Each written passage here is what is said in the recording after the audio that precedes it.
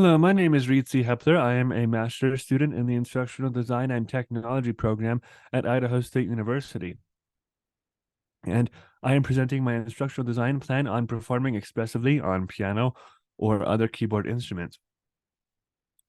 Before we go into the details of this plan, I would like to discuss the theoretical foundation of it. And this is the elaboration theory of Reigelith and Merrill. Essentially, Reigelith and Merrill argue that all instruction should be carried out through elaborative sessions. First, an instructor should discuss a high-level picture of the course or the module. Then, the instructor should discuss smaller sections of the course until the student learns them. With both high-level and lower-level elaborations, all new knowledge should be connected to previous knowledge and other new knowledge. The key point in this model is providing context for what is being learned.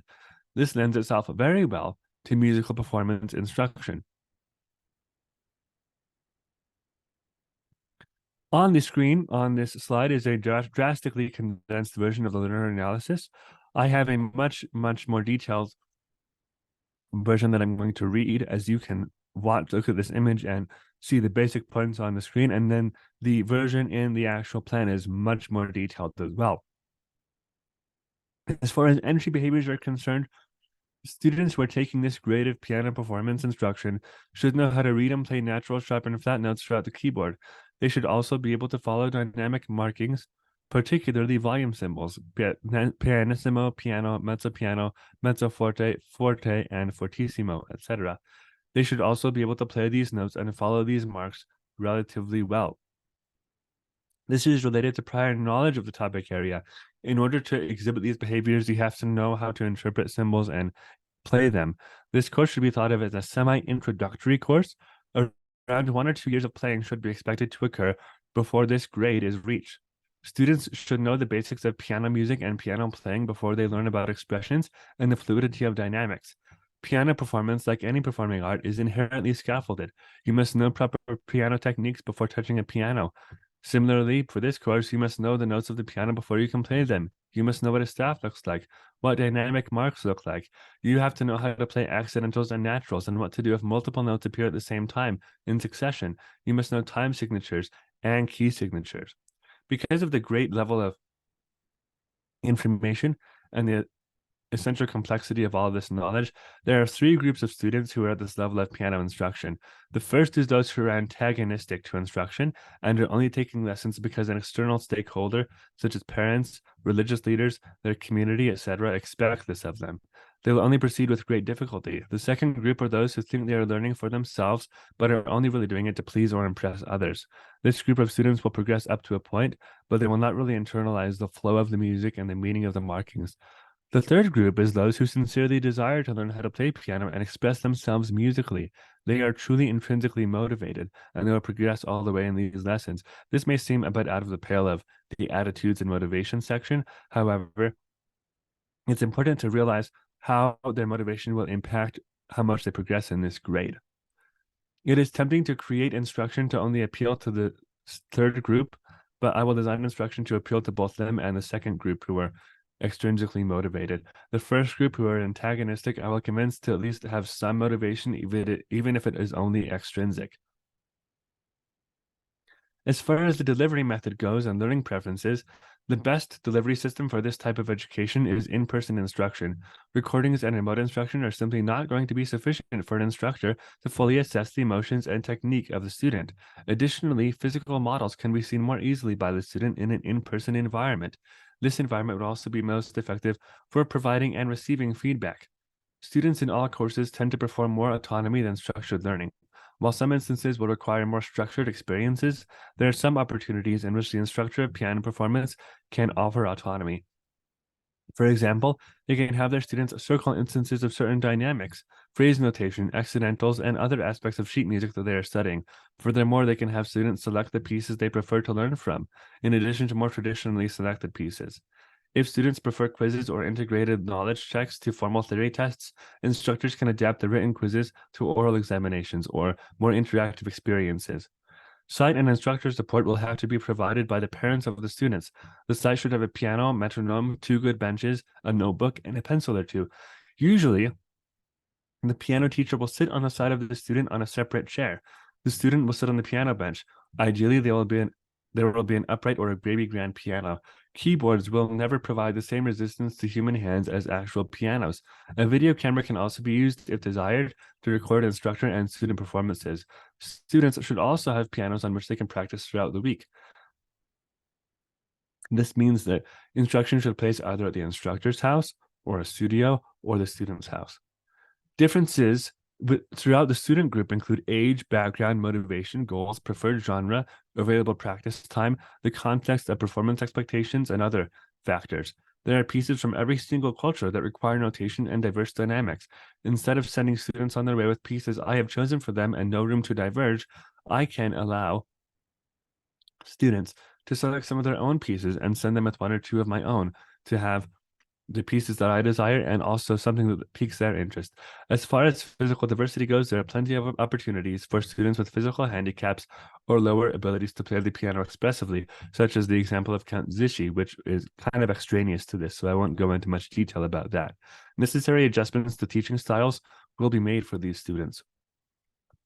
Participants in this course will always be working one-on-one with the instructor unless they want to participate in recitals. These recitals will take place in the fall, winter, and spring semesters, with the winter recital potentially doubling as a holiday party.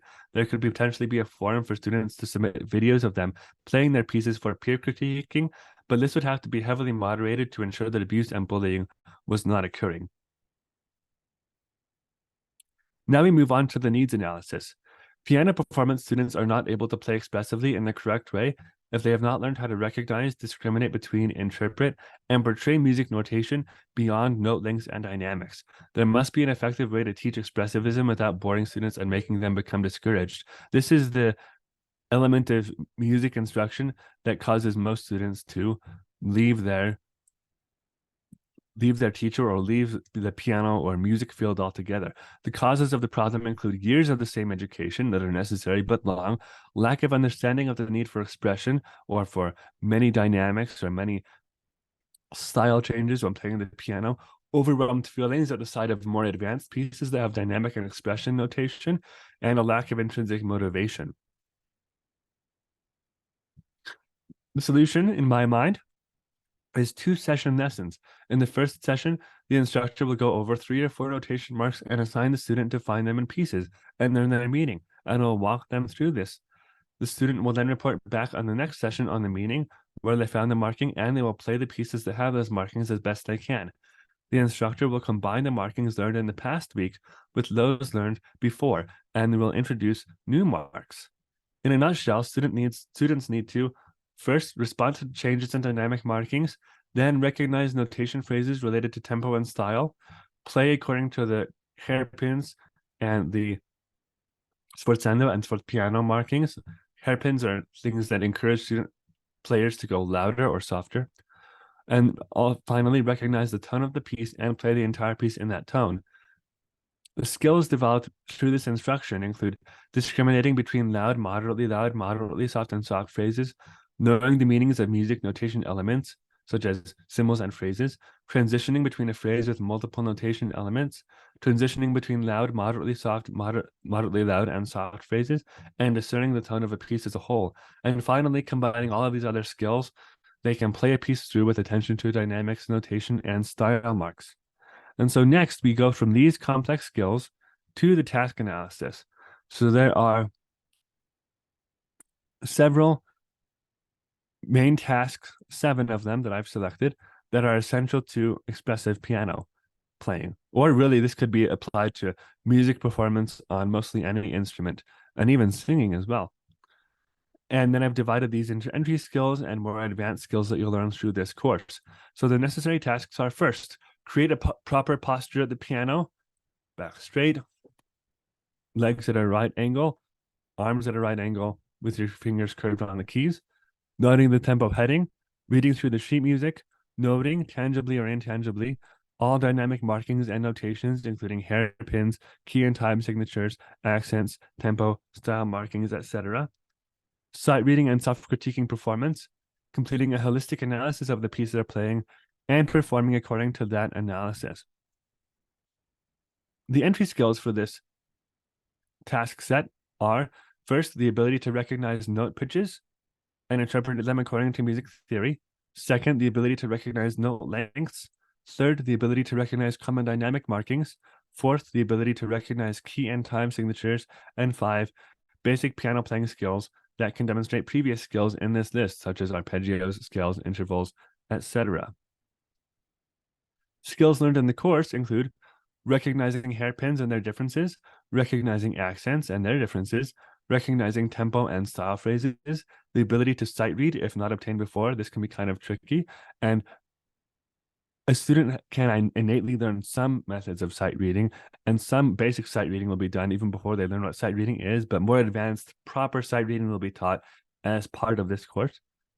Metacognition, or thinking about what you're thinking of when you're playing, and self-critiquing, recognizing the tone of the piece through title, tempo, key, time, and other elements, the ability to holistically analyze a piece and its movements and phrases through all of its elements, and the ability to interpret and perform a piece in a way that reflects the analysis performed in step 12.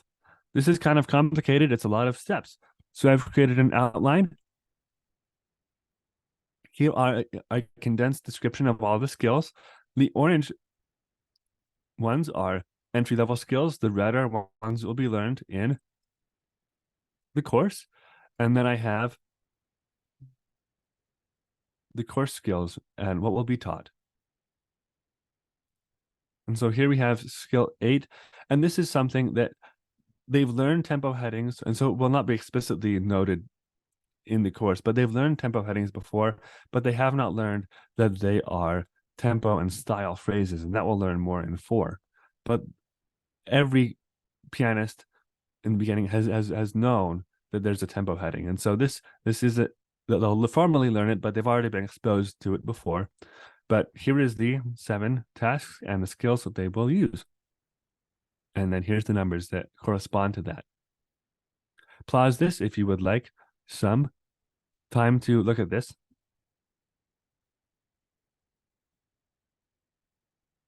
And so here are the course objectives and modules. Module 1 is recognizing musical notation symbols. Module 2 is recognizing musical notation phrases. Module 3, expressive sight reading and metacognition. Module 4, holistic music analysis and performance. The terminal objective of Module 1 is to explain musical notation symbols in a passage of music. And enabling objectives include identifying the meaning of 20 musical symbols, drawing musical symbols when given the meaning, identifying the meaning of all musical symbols in a passage. And so once those are done, they can explain musical notation symbols. And then you move on to a similar form of instruction with phrases. Explaining musical notation words and phrases in a passage of music, identifying the meaning of up to 20 musical phrases, writing out musical phrases when giving the meaning as opposed to drawing the symbols, and identifying the meaning of all musical phrases in a passage. 3, we begin to combine these things. Sight reading a piece is the terminal objective. And then, so discuss how you would play through a piece, and then critique sight reading through metacognition, and then finally you sight read a piece as your terminal objective.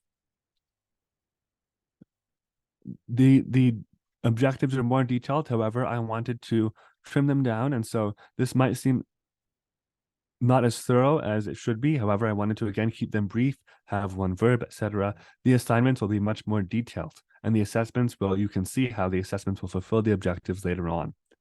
Finally, the 4th module, playing through an entire piece, is the terminal objective for this. So for the first enabling objective, we have perform a holistic analysis on the piece, sight read a piece according to the holistic analysis, and then master a piece for performance.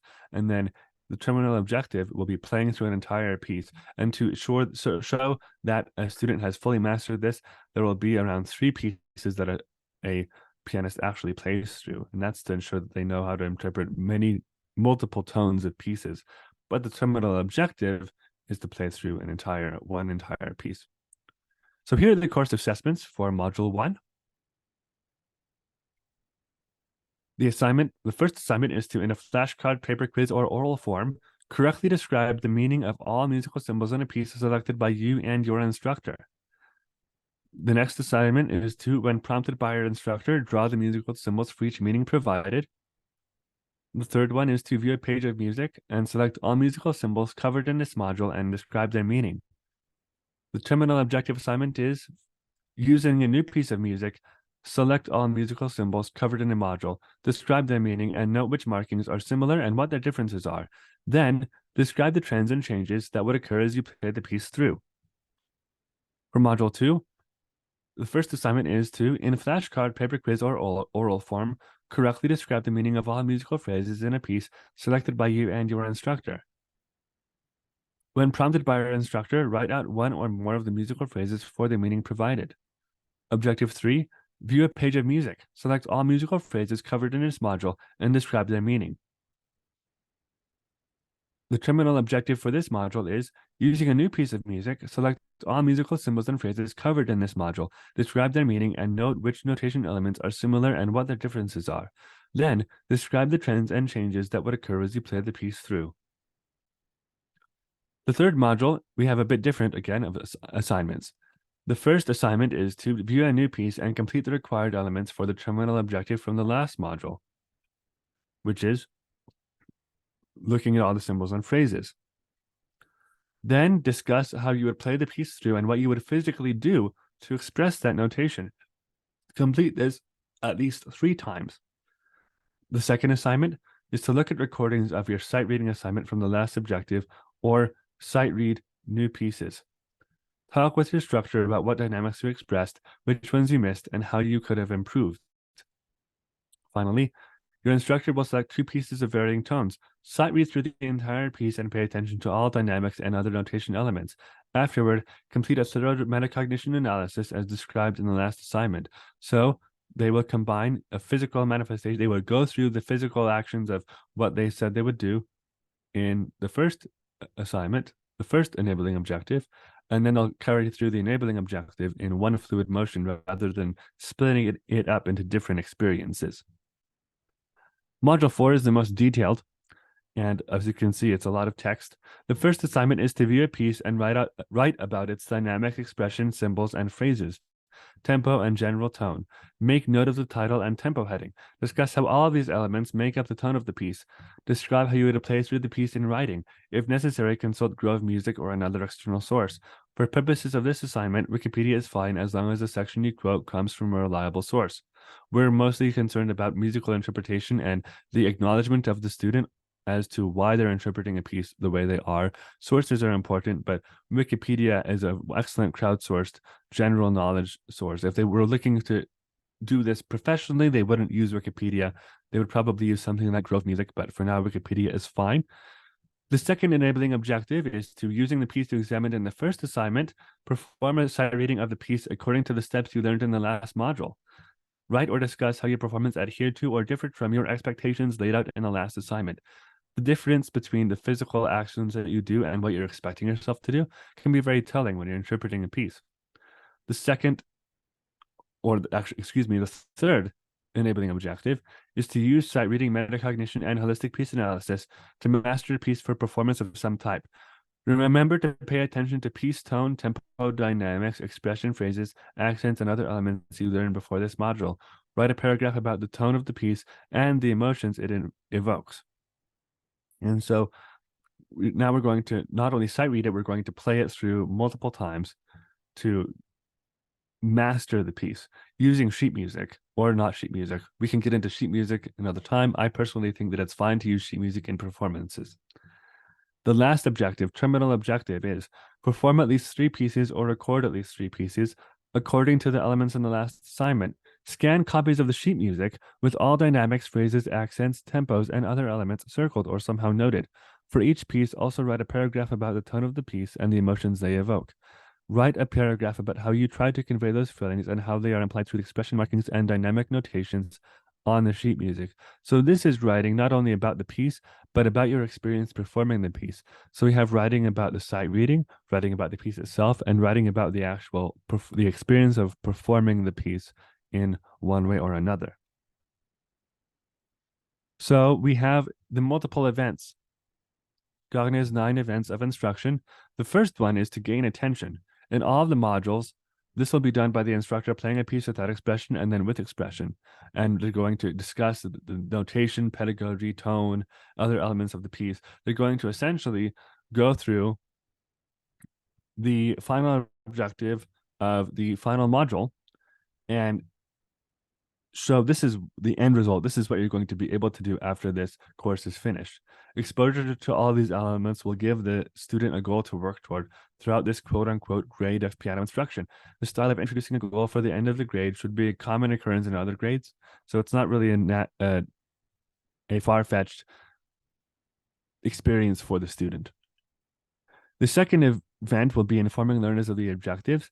As part of the initial demonstration, the learner will come to know what is eventually expected of them, and in the beginning of the grade, the instructor will review all the objectives and assessments, so the student will be able to clearly see the scaffolding of the skills and the instruction.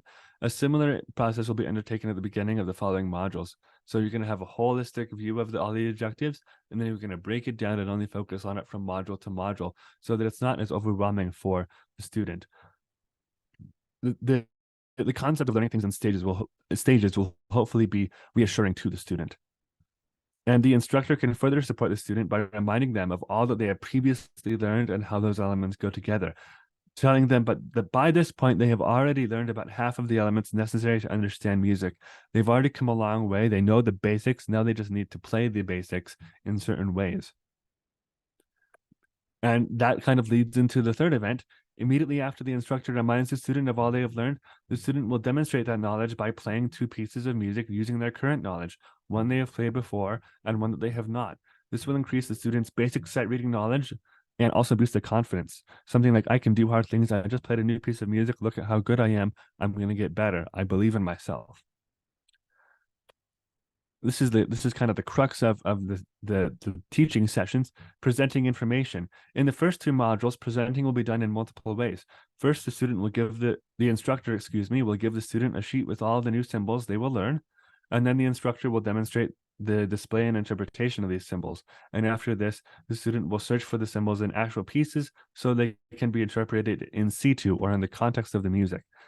In the last two modules, sight reading, metacognition, holistic piece analysis, and performance, these are more abstract skills, and really experience is the best teacher when it comes to these things. And so the instructor will walk the student through their own experiences of sight reading, metacognition, holistic piece analysis, kind of be a guide to those rather than kind of more of a lecture quizzing experience like the first two modules.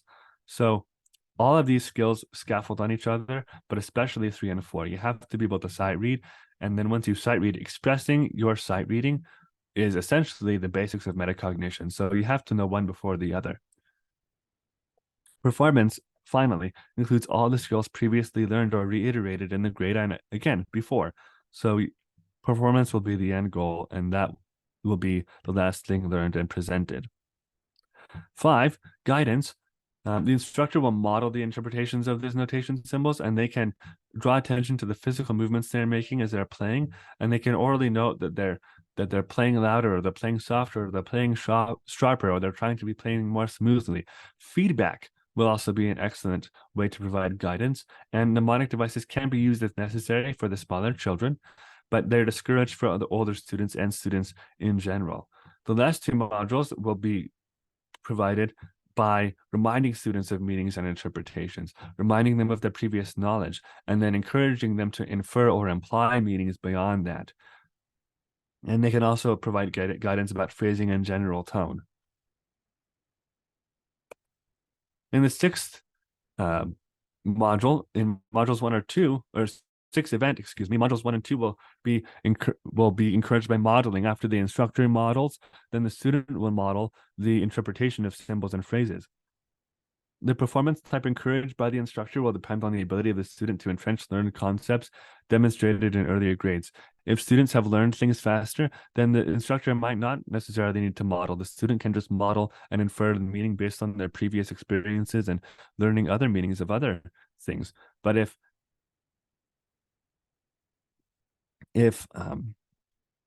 things need to be learned discreetly, then they can, here's a symbol on a piece of paper. The ideal, however, is to eventually get the student to respond to the symbol in a phrase of music.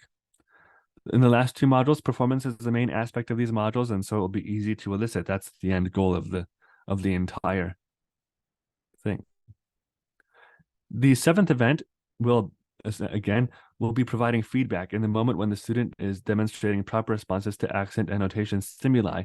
In the following session, when the instructor quizzes the student through a test or oral exam, they will provide feedback for right and negative answers. Feedback will also be provided after sight reading. This is what you did wrong. These are the phrases that you wanted to play rather than the phrases that you actually did play.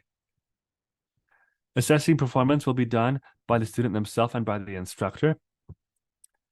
The student will perform pieces they played the previous week when first learning about musical symbols and phrases. The instructor will then decide if the student is ready to move on to the next module or if the symbols must be reviewed further. In the last two modules, written, positive, and constructive feedback will be given during sight reading sessions. Formal performance feedback will be given orally after the entire recital has finished. Finally, the ninth event that will take place in future modules and grades. Each skill builds upon the last. Therefore, one cannot help but retain and transfer this knowledge. It is foundational to the other skills learned. Retention will be enhanced upon the completion of the final performance through positive and constructive feedback. Transfer of knowledge to others will only be possible for students who have internalized the information presented in the module. It appears to be more difficult to transfer musical performance knowledge to others than it is to teach other types of information. And so, really, the continuation of all of these skills after the module has completed is the only way to assess whether they've retained and transferred it. Essentially, whether they become instructors themselves or tutors themselves. Formative and summative evaluations will take place in multiple contexts. First, we're going to have an expert review. And this will enable us to have quality checking of information, verification of accuracy in the content that's being taught. I'm going to have other teachers analyze what I am teaching my students, an analysis according to instructional design principles, and the motivation of the expert in their role as a participant to continue or begin this course. Essentially, if I were a student in this course, would I want to continue teaching? Because it's not enough to have good information, it's enough to stimulate the interest of the student. And so that will be what the expert assesses in addition to the content. The major takeaways from this strategy will be recommendations from the expert on how to improve the course, again, both in terms of content and in terms of attracting students and retaining students. One-on-one survey of students will also be conducted. Practice and post-test performance, completion, and interaction frequency data. How often does the student practice, essentially? And how much have they improved from lesson to lesson? This interaction frequency data basically means how often do they practice their notations? How often do they practice sight reading? The number of certain types of interaction problems, how often are they stymied by interpretation issues and other symbols? And then also, how long does it take to complete certain modules? Qualitative data from a survey will be general attitudes that are displayed, description of procedural problems, again, how long did it take them to resolve certain interpretive problems and expression problems. Participant perceptions of the time it took. Do they think that it took a long time for them to do these things? Who do they blame for that, if anyone? And accuracy of materials. Did they find other accurate materials elsewhere with more accurate information or better expressed information? And ease of use according to surveys or interviews. And of course, those will be used to create revisions as well. A field test. The instructors who use this course will write about the time that they spent teaching individual modules or the course as a whole. How effective was it? How did their students learn through this course, or did they really not learn? How much time did it take for students to pass assessments? And again, kind of the same thing. How was the delivery? How did the students perform on these things? How often did they practice? And again, more revisions will be undertaken. Various summative experiences will be given. Projects. How did students apply these lessons? What pieces did they learn? How long did it take for them to learn certain pieces? Were they confident in themselves to do advanced pieces? Narratives, what did the students write in their paragraphs? For metacognition, what did they write about their course? Interview responses, again, surveys, essays. Did people write about this in other in public periodicals or things like that? How did they interact with the assessments? How did they succeed with their assessments? Presentations or performances, really? Portfolios or course assignments? What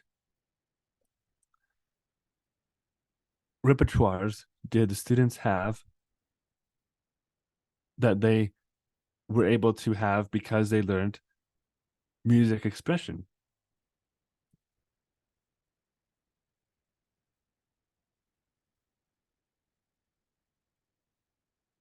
And finally, metacognition, my metacognition. I'm really having to put myself back into being 8 years old, kind of to think about where I was when I started learning these things.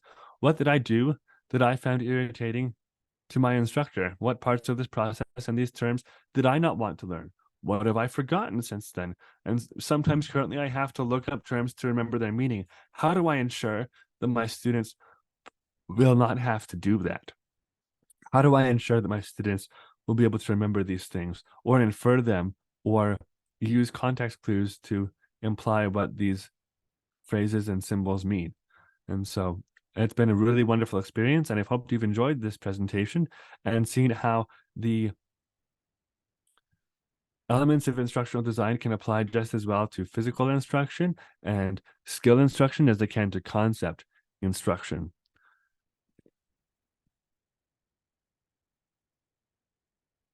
Here are my references, and thank you very much. Have a wonderful December.